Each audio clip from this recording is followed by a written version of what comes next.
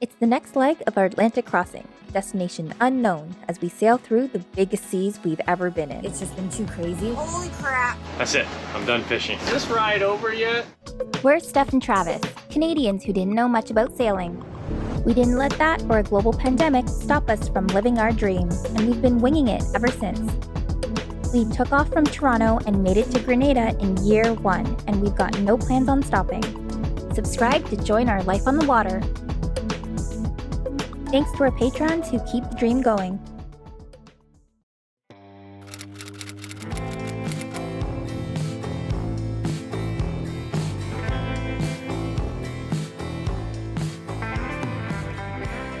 We traveled 124 nautical miles yesterday in a northwest direction, which is totally, towards Canada, which is not where we want to head to. But to get out of the Azores, sometimes you actually have to head pretty far northwest just to get out of the winds that kind of swirl down. So we were on northeast winds last night, and I knew they were going to switch today over to north to then switch to northwest.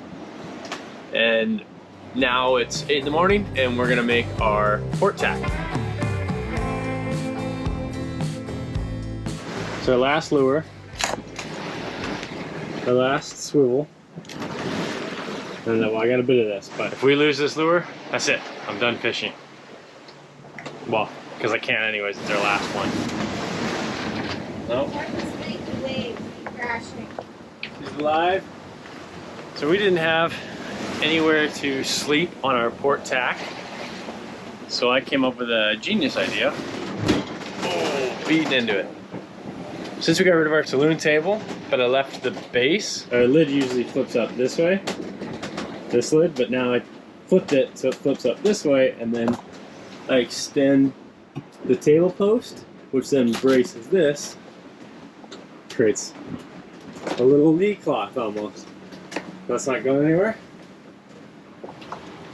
Whoa. She's as snug as a bug in a rug, they say. She's always sleeping. What do you got to say? Let me sleep. Seen a bunch of dolphins, took the camera out. No dolphins.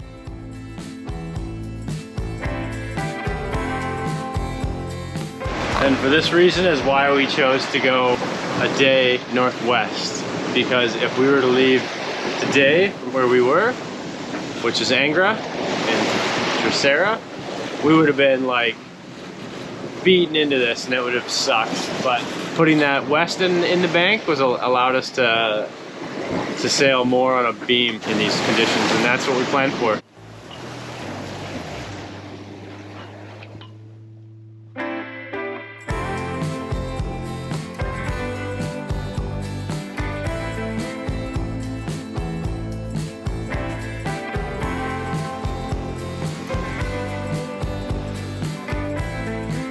Remember like 3 years ago thinking, oh man, one day like it'd be so cool to cross an ocean and just like be on a sailboat and all that stuff. And if I talked to you back then and you said, oh yeah, I crossed an ocean, I would have been like just mind blown. I've been like, whoa, like you're insane, that's just crazy. And it's just cool to think that like, a few years later, here we are, just crossing an ocean. Just remember on where your dreams started and where you've gotten to. And I think that's pretty cool. It's no easy task, this whole sailing life thing, but it's definitely rewarding.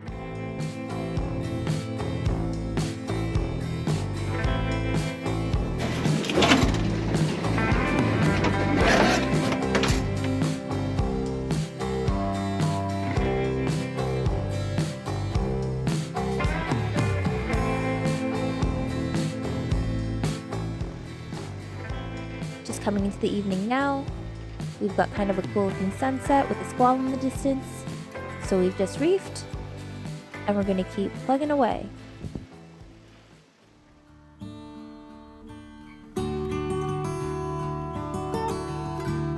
Yeah, morning of day 4. Is that what it is? She's sleeping. Morning of, I think, day 4. So, doing my weather routing this morning, and looks like we're gonna get into some pretty interesting conditions. Like, not for a day, for like 3 or 4 days, we're gonna be at like 30 plus knot winds and 10 plus foot seas.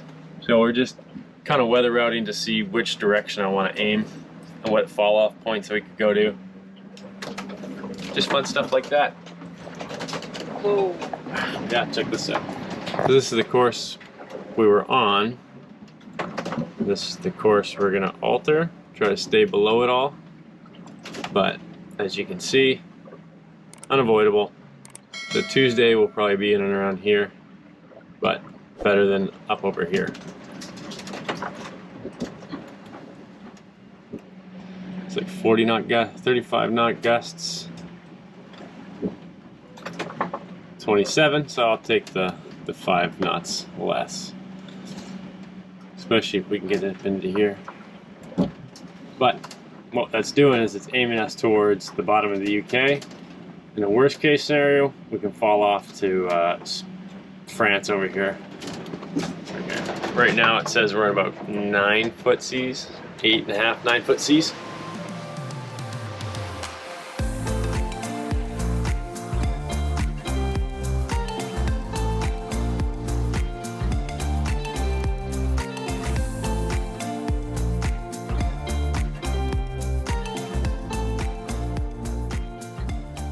So for the past few days, I've just been having such a headache, and I don't know if it was the motion sickness, because I did take Gravol, which is like a seasickness or motion sickness medication, and that didn't really do all that much. Like, I wasn't queasy like I normally get with seasickness. I just had a pounding headache. So anytime I'd nap or go down to sleep, I just never felt well rested because it would hurt to rest.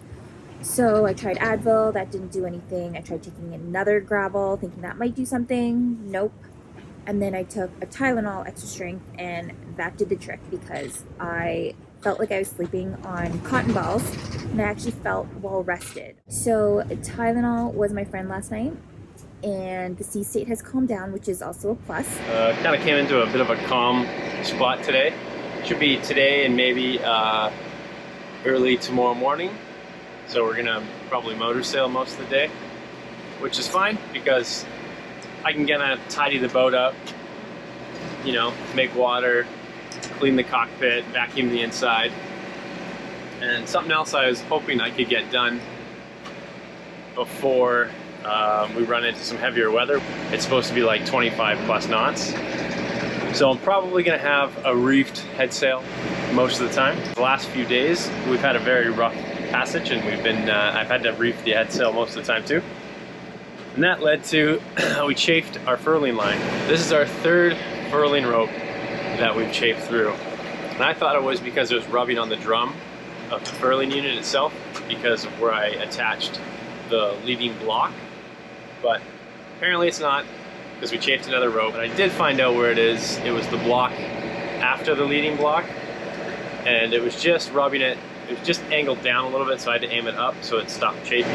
So hopefully I solved the chafing issue, but now my other problem is the only rope I really have that'll work is the old furling rope, but it's chafed too. Which evil do I want to go with? Here's my predicament. The rope's not fully chafed through, it's just the outer housing. So the inside of the rope is fine on both of them. But the thickness of the furling rope I have on there now is the same size as the old furling rope inside, like the inside of the rope, not including the casing, as you can see,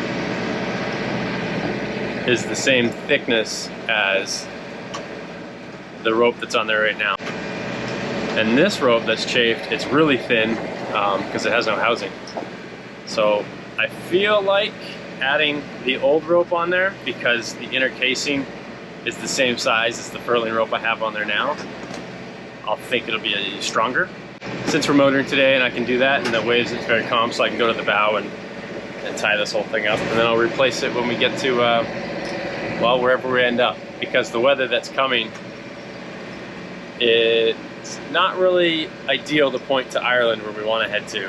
If we're lucky, we'll get to the UK, and if it's really shitty, we'll probably end up in France. But we'll see.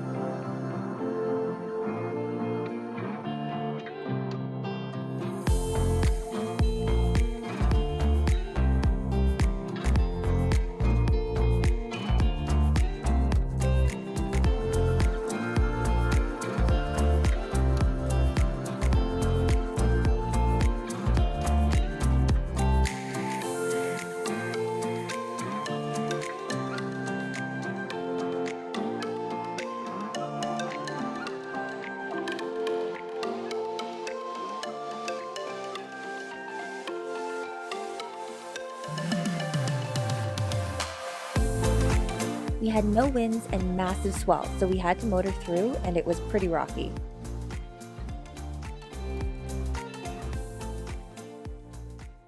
We got probably 20 to 30 knots of wind coming for the next 3 days, it looks like. It says probably 15+ foot waves, so yay. Take each day as it comes. Yeah, it's difficult wing on wing because the swell is so big that it's actually bringing wind with it and then backfills our head sail and then flaps it forward again. Well, the wind's piped up to 20+ knots and we're still winging it. But my furling line that I replaced yesterday, the casing broke on this one today. So I gotta fix it. Because what happens is when it goes past the block, the outer casing just jams up. I have to sew it and then wrap it. See if that works. So I got us some whipping twine, a bunch. And I'm just gonna feed it through and then wrap one side and then do the other.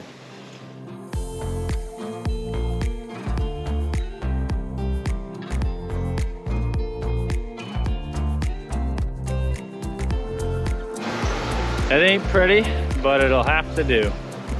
Hopefully it holds. This is as good as it's gonna get. It constantly changes, so It's just the death roll isn't toe rail to toe rail. It's like what? toe rail to bootstrap line. Just step out here and show you what we're in.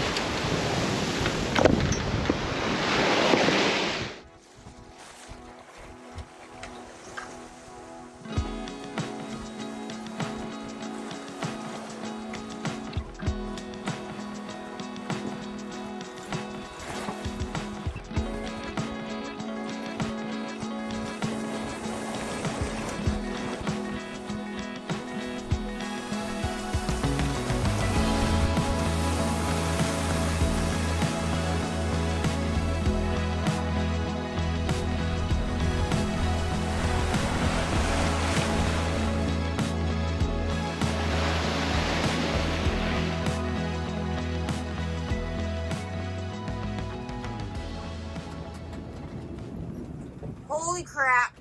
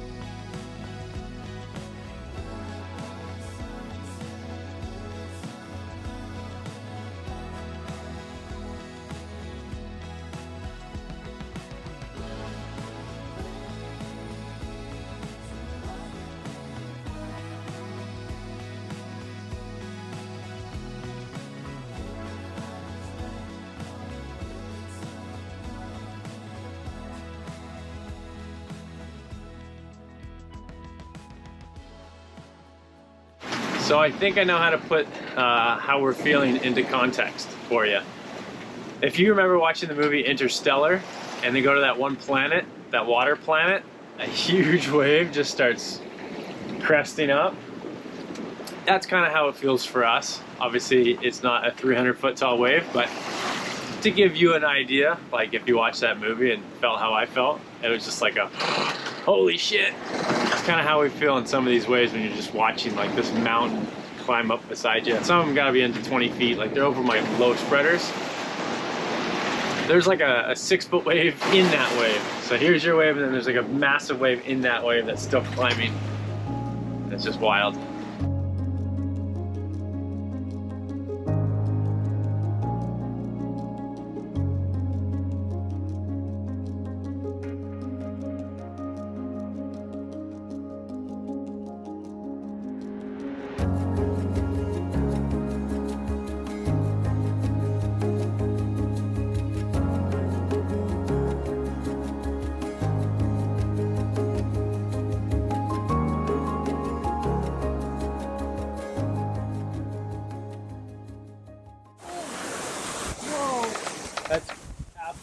terrifying. That was so cool.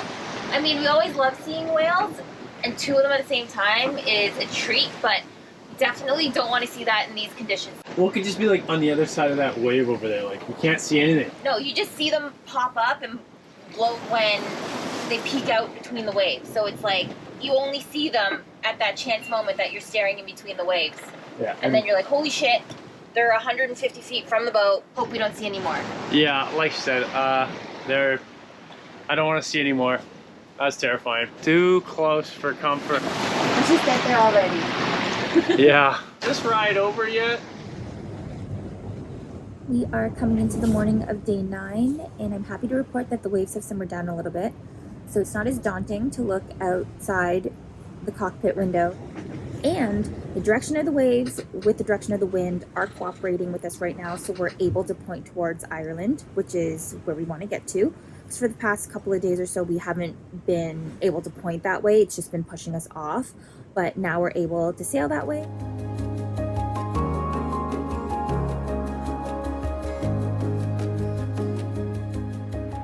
For the past couple of days, we haven't had the rod out because it's just been too crazy. We figured we'd lose our lure right away, and who wants to be reeling in a fish anyways in crazy conditions? So I figured that because it simmered down a little bit and it's dawn, I also see a ton of birds swarming around us.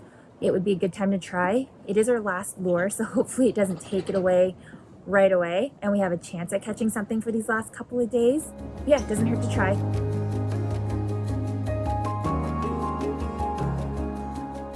Damn it! Ripped its gill out. It was like that big.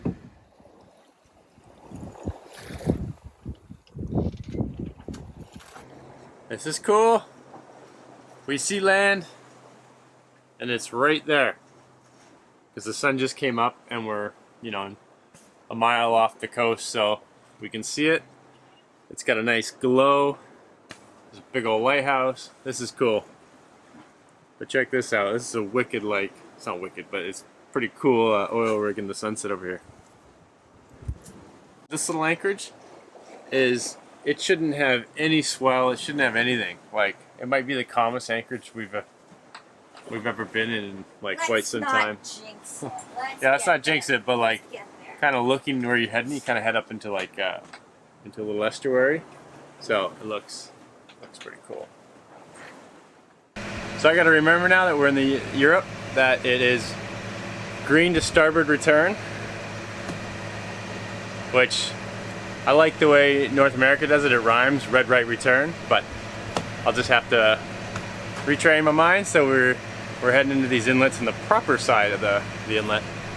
But this place looks cool. I can't believe we made it to Ireland. Holy crap.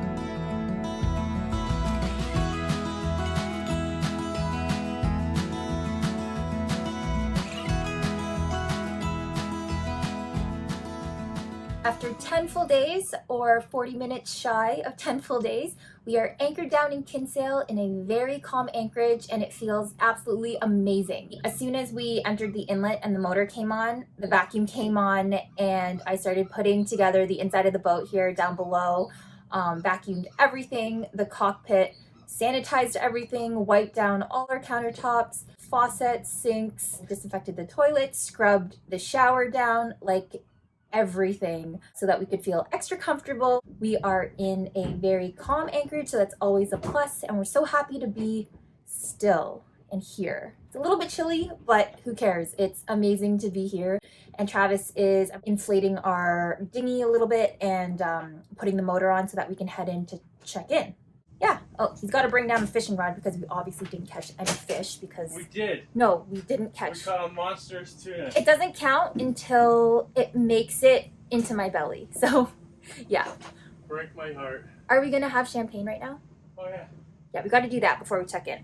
So, After yeah. I shower.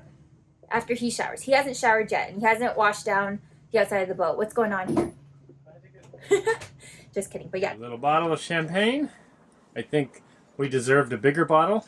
Are you happy this the way trip? it went? but we will take it. Here, open it. Do we get to pop it? Yeah, let's do it gently, like slowly. Don't shake it. And then. So mad. Wait, this is a twist. No. Yes, it is. Oh, it's a twist. Pop. What a rip-off! Well, You look at obviously it was bought under the wrong kind. It was under a wrapper, and the lid looked like a. We deserve a huge bottle with a pop. Are you kidding me, bro? What do we call Is that? this What do we actually get? We just got honey. Are you sure this is champagne? You can't be trusted with your selections at the grocery store. Fail! We weren't even gonna get champagne. It was like a last minute thing. Like, oh, here. So like, I was in the store, and I was like, all right, it just looked like a champagne bottle, just a mini one. It had the lid. It had the shape of a. It had the foil over it. Cheers. Wait, remember? Cheers. He knows. Oh, it's delicious though. So good. It was a crazy crossing. Probably one of the most demanding crossings. That's what I anticipated a crossing to be. Like our first one, Yeah. 19 days, I was like, wow, something that I could only dream of. And then this time I'm like, yep, this is what it's supposed to be. Like it wasn't scary. Like there was no crazy scary moments. It was just the big seas that I would have expected. Yeah, the seas were huge, but they weren't oddly uncomfortable. We go through like uncomfortable stages. It felt like 2 to 4 hours the sea state would change. But all of a sudden it would just be like miserable for a few hours, and then it's like, oh, now it's fine again. Yeah. But it was just crazy seeing the waves when we had like 20 to 35 knots of wind, and the waves were like as tall as our spreaders, some of them. It's not like a cresting wave or like a wave with a huge crest on it, but it's just like a mountain. Your whole boat just goes up this mountain, and then you just fall off the other side, and it's like, it was such a cool, crazy feeling. But yeah, I figured, like she said, when we left St. Martin, I thought that's kind of what ocean crossing's like just massive swell, super demanding from day one till, we had one motor day. Oh yeah, good rest break. It was a rest break, but the sails were flopping it because there was still like a 12-foot swell, which is in the clip with the sunset. Now we are in new lands, new hopes, and new dreams. Again, what you guys might be interested in is, what are we going to do next? We're so torn on what to do for the next year because we're obviously pretty far north. Do we feel like spending a winter here? Do we want to go more north? Do we want to just spend whatever here and then try to beat it down to the Med? But then there's so many unknowns on what we're trying to figure out right now. We just knew we wanted to come here, explore UK and Ireland and Scotland, and then make it up from there. But we just got to figure out with the winter. We kind of wing it. Yeah, so. Week to week, day to day, even month, we don't know. But yeah, sailing, you really do have to plan for 6 months to a year because of the seasons. So anyways, that's what we're going to have to figure out for the next little bit. We only have so many days in Schengen that we're allowed, and the UK that's out of the EU right now, it allows us to restart our Schengen clock. So it kind of help us if we're heading into the Med for next year to stay here for the winter. But we're unsure. Schengen is like, there's a 90-180 rule, which means that we as Canadians can be in the Schengen countries or EU Schengen countries for 90 days within any 180-day period.